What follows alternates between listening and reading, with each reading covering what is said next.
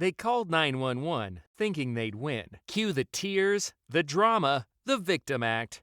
But this time, karma answered the call. These Karens didn't just get canceled, they got caged. From tantrums to life sentences, we're diving into the meltdowns that ended in mugshots. Grab your popcorn, as justice is being served. Let's begin with this 73-year-old woman who sustained serious injuries following a violent arrest in Colorado. It happened after she accidentally left Walmart without paying for $13 worth of items. I don't think you want to play it this way. Ma'am, police, stop. You want to stop? Lights on, siren, stop. You just left Walmart. Do you need to be arrested right now? No. Okay. Let's stop. Come on. Come on. I'm going home.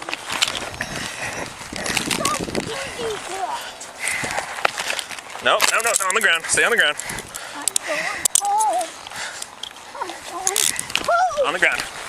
On the ground. On the ground.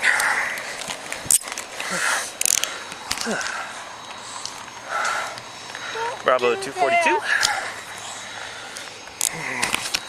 After a short struggle, she's now detained. Come on. I am code 4. Do that. Why did you do that? I told you to stop. You don't get to act this way. Come on. Stay on the ground. The way they treated her is shocking. We don't play this game. You understand me? And if you try to kick me, oh, this is gonna be bad. I'm going home. Stop. I'm going home. I'm going home. I'm going Quit! Ow. Are you finished? I'm going home.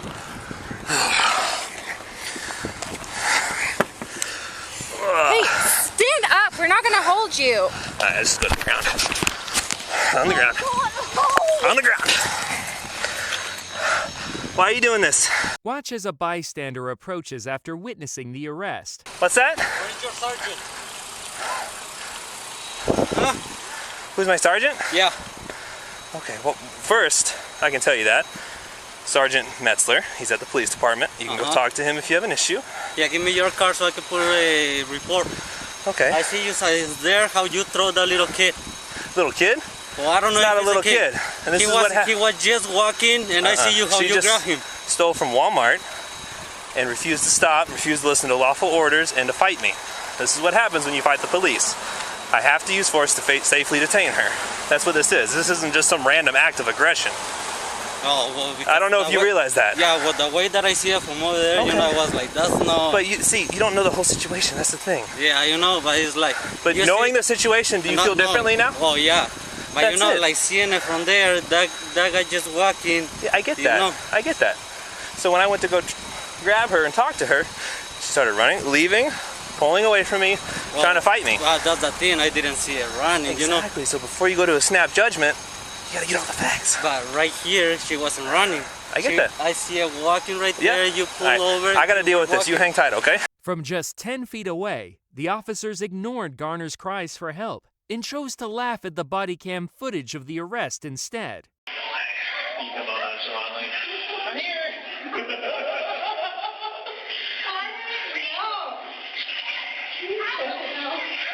What? Are you finished? Ready? Good enough. Stand up! We're not gonna hold you.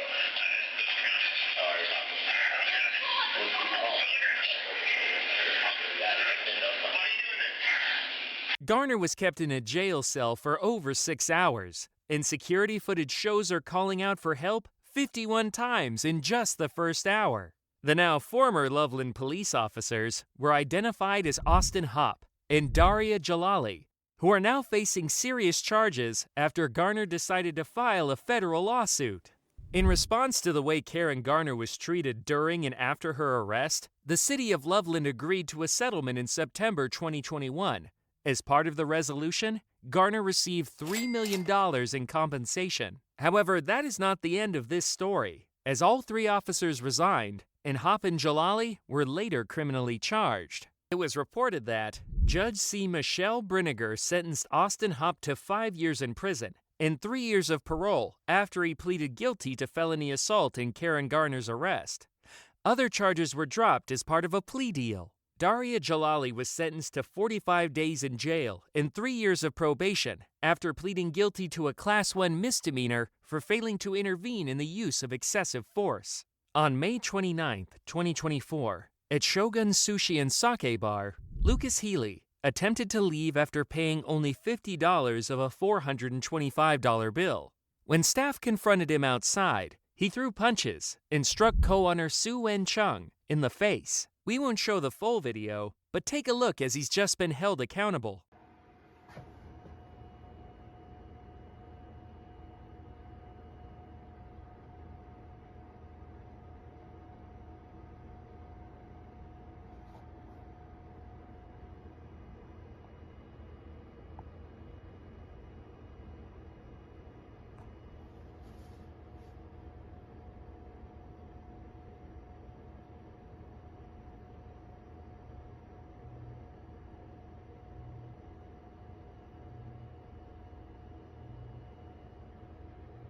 What we didn't show?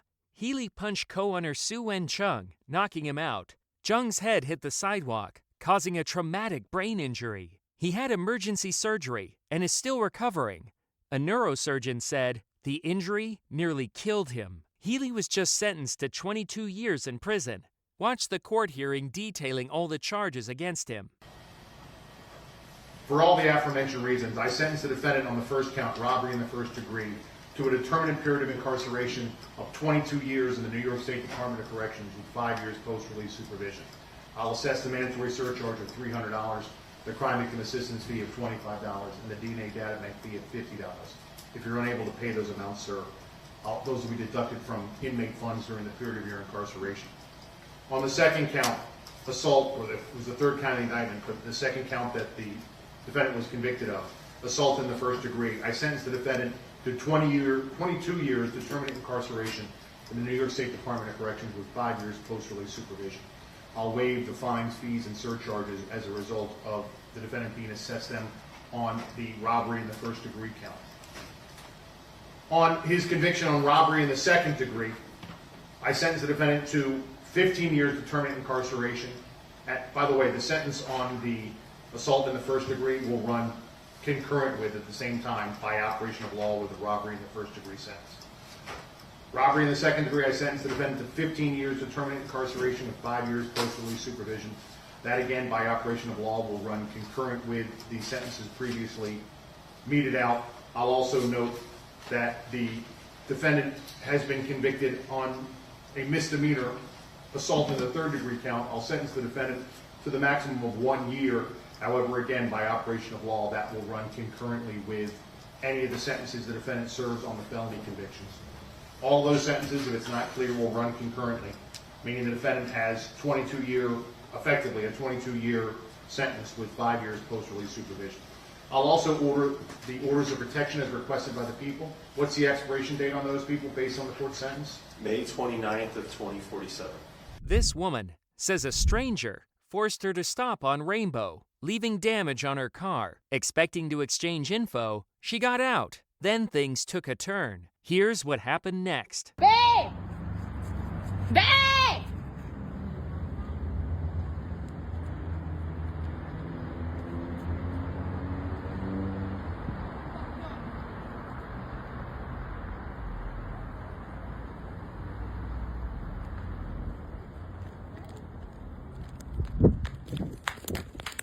According to Sarah Goldsby, the woman who was attacked in the viral video, Jose Soriano was arrested in Newport News, Virginia, and has been extradited to Las Vegas.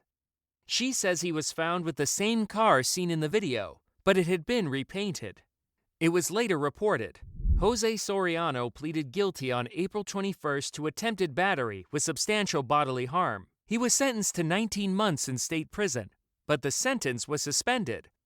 Instead, he will serve 7 months in the Clark County Detention Center. Soriano remains in Clark County Detention Center on $25,000 bail, with a March 31st hearing and a June 16th trial. A Florida woman, Susan Lawrence, shot and her neighbor, Audrey K. Owens, through a locked door after months of conflict. Lawrence has been harassing Owens' children and using racial slurs. When Owens confronted her, it turned deadly.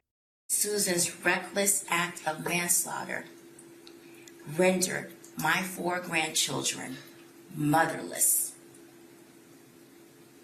Sadly, Titus, Africa, Israel, Isaac have to live their remaining lives as a motherless child. A motherless child. I am begging you, I am pleading that you hold Susan fully accountable for her actions.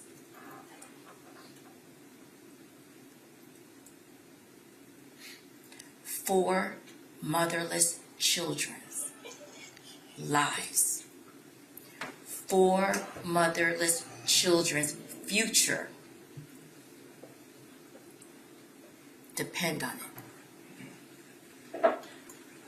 Susan doesn't deserve any leniency.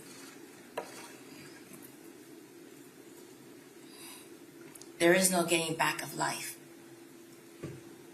Someone is dead. A mother, a daughter is dead forever. And that is the reality that we must live with forever. It was reported that a judge set her bond at $154,000, with $150,000 for the felony charge and $4,000 for misdemeanors. In court, Lawrence said she could only afford $1,700, is unemployed, and owns about $3,000 in furniture. Prosecutors also revealed she was being evicted, and the judge advised her not to return to the apartment. In addition to manslaughter with a firearm, she is facing charges of culpable negligence, battery, and 2 counts of assault. After her court date in November 2024, it was reported Susan Lawrence, 60, was sentenced to 25 years in prison for fatally shooting her neighbor, Ajike A.J. Owens, 35, through her front door in June 2023. She was convicted of manslaughter in August and had faced up to 30 years. The judge cited her childhood abuse and mental health issues in the sentencing decision. Now we have a Florida woman who told police that her boyfriend, Jorge Torres Jr., climbed into a suitcase during a drunken game of hide-and-seek at their Winter Park home in February 2020. She claimed she fell asleep, thinking he could get out on his own. However, that story was later proven false. Let's dive in and start with the body cam footage from the day after his death. Yeah, you call it working. What's going on? Sorry, I just got here, so fill me in. No problem. Like, Yeah, he and I were putting a puzzle together. We've been doing some artwork together. You are putting a puzzle together? Yes, we have a puzzle that we started in there. Okay.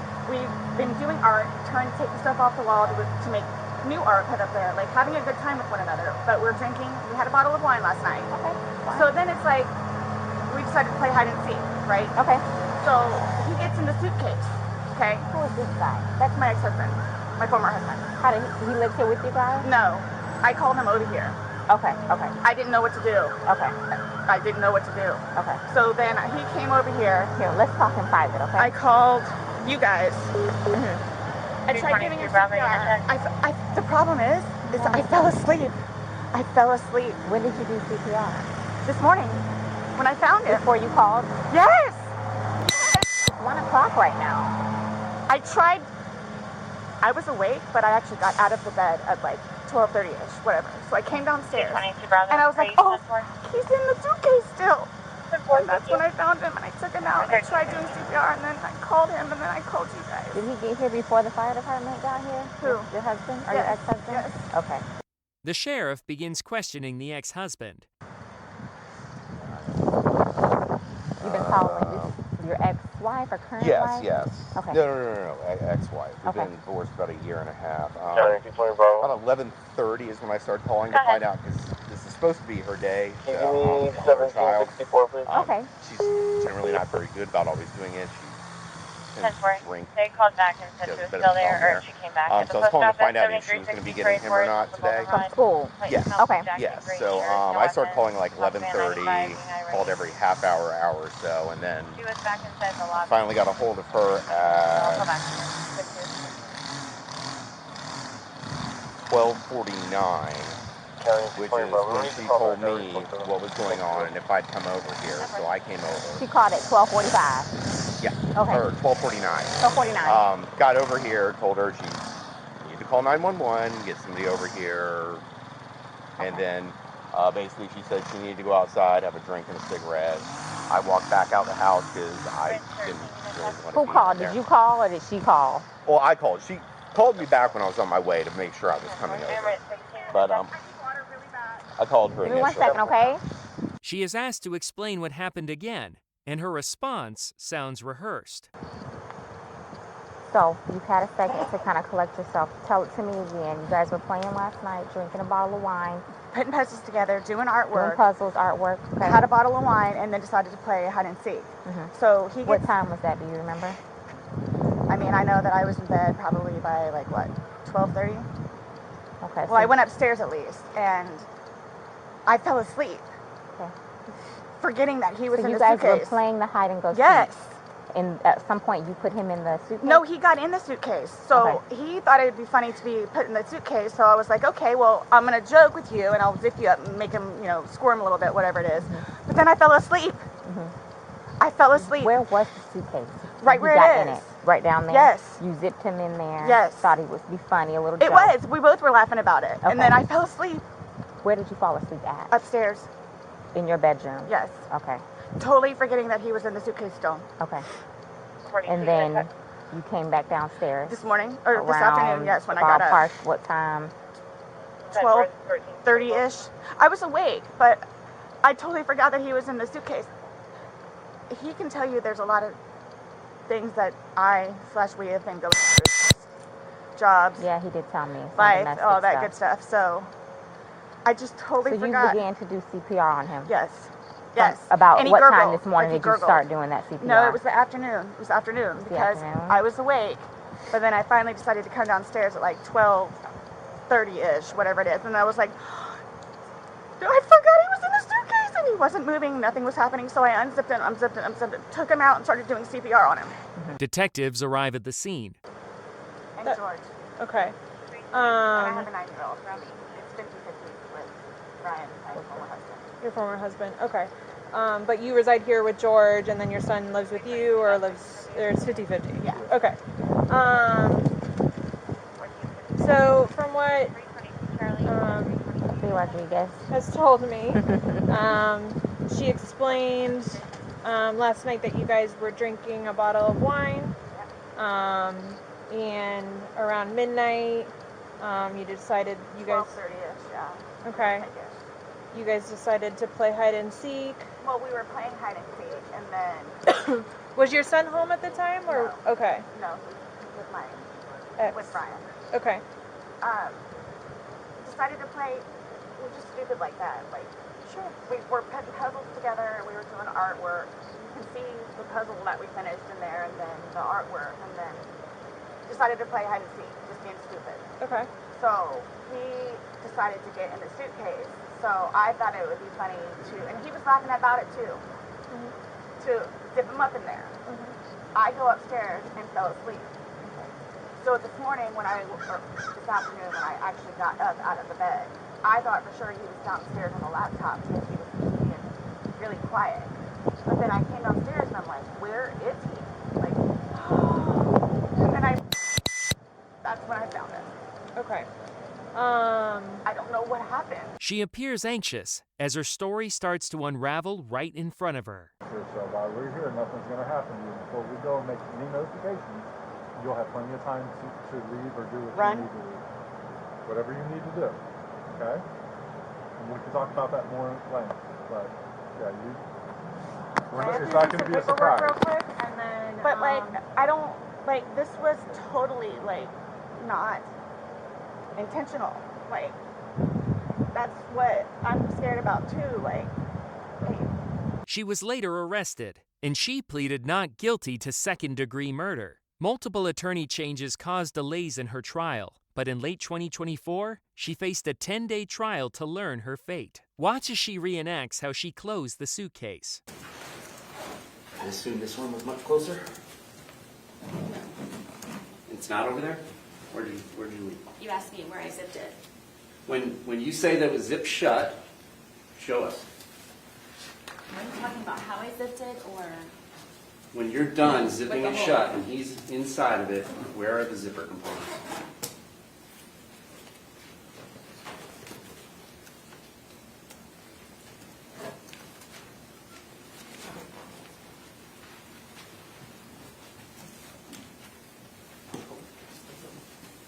Just tell me what it's at. I mean, it was the corner. I mean, the corner was right kind here? of open. I mean, Here? it's not.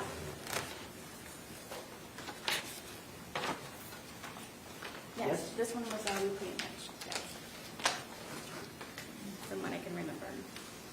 That's how he was coming with his hand out. It was like this from the corner part. Okay. Thank you. You can return to your seat. We won't show the video due to how disturbing it is, but it proves Sarah Boone's story doesn't add up. It allegedly shows her laughing as her boyfriend begs for help. However, listen to more of the evidence presented in court. And so once he was zipped into there, there's some amount of time, but you don't remember specifically before you start taking the 2-minute video, correct? Yes. And then that's when you say what you say, and that's when he says what he says. We've all heard it, correct? And then between there and that second video of the 22 seconds length, it's at this point where he's beginning to get angry, and then that's when you take the baseball bat that's in evidence, and your testimony is start poking him with the end of it. Did you say this was the second video? Between the two videos, that's when you started hitting with the bat because he was getting angry and trying to escape, correct? Right, I was not hitting him, I was, yes. Okay. Did you ever hit him with the bat while he was outside of the suitcase? No. So each time that he is hit with the bat, it's through this suitcase. And that's what leaves the marks on him because you didn't hit him with the bat outside of the suitcase, correct? Yes, if you'd like me to demonstrate. No, that's okay. The suitcase will speak for itself. And then you take the second video and you go upstairs and go to bed, correct? I apparently went upstairs and I used the phone to make a phone call. Okay. And then I fell asleep. All right. And at the point in time when you left and went upstairs, he was still inside the suitcase, correct? Correct. Was he still asking for you and calling your name? Not that I can recall. Did you say shh to him again? I don't remember. Did you tell him that this was his problem and it's on you again? I don't remember. Did you do anything to help him escape from the predicament that you zipped him up in? No. Watch her final statement before her sentencing. As he and I used to say that we were one soul split into two bodies. This is not just for a moment. It may be for everyone in this courtroom, but when I leave, this is forever. When you all leave, that this is forever. This is forever for everyone here and those who it matters to most. I am one of those who will experience this forever. I'm sorry. Words do not define my shame, and I don't know what else it is that I can say and convey to the Torres family how this happened. The ifs and whys and how really don't matter. It happened, and I'm sorry.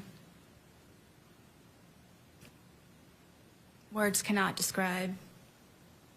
And I hope that everyone can forgive me, the Torres family most of all, and his daughters, because I know what he meant to them. And I don't think that anybody ever understood what he meant to me and I to him. And I ask for forgiveness. She turned down a 15-year plea deal, confident the trial would go her way. But it didn't. Justice caught up with her, and now she's facing a much harsher sentence. Watch the moment it all unravels. The court has had the opportunity to review the evidence and testimony that was presented at trial, the victim impact statements presented here today, the statements of character witnesses, both orally and in writing, Dr. Harper's report and testimony, the defendant's testimony, pre-sentencing investigation, the arguments of the state and the arguments of the defense. Court pronounces sentence as follows. Ms. Boone, court sentences you to life in the Department of Corrections with credit time served that Madam Clerk will provide to you momentarily. A man learns his fate in a Lake County courtroom, but his outburst during sentencing doesn't help his case. Take a look. For a total of 22 years with credit for 231 days. The court determines that you have or will have the ability to pay restitution. Courtroom, you racist. Your courtroom, man. You racist as You racist as 22 years. Racist. You ain't. James Sturgeon, Lisa Sturgeon told me. Actually, you remember when you had or something. You never gave me probation. Wait a minute. You never gave me a chance. When I said that you had a certain amount of remorse, I was mistaken. The court determined maximum imprisonment needed, so it's 11 years on count 1 and 11 years on count 3.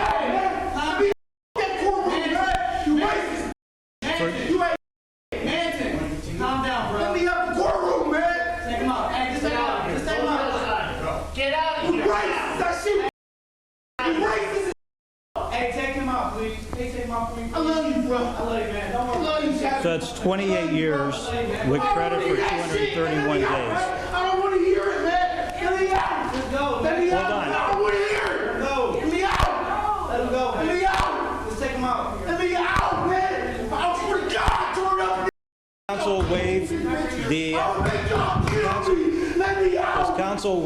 the client's presence for the remainder of the advisements I have to give. Yes, Your Honor. All right, you can take him. He was initially facing a 22-year sentence after being found guilty of aggravated burglary, aggravated robbery, kidnapping, abduction, having weapons while under disability, and carrying concealed weapons. Several charges were merged during Brian's sentencing. However, that changed after his courtroom outburst, which prompted the judge to add 6 more years to his sentence, the maximum sentence for his charges. Prior to the outburst, the judge had chosen not to impose the maximum sentence, noting that Bryant had shown remorse. Thanks for watching, as these wild Karens finally face the consequences of their actions. With over 90 years in sentences, $175,000 plus in bonds, and a long list of charges, justice was served. But what do you think? Did they get what they deserved? Or did they get off easy? Drop your thoughts in the comments, hit that subscribe button, and let us know what you'd like to see next.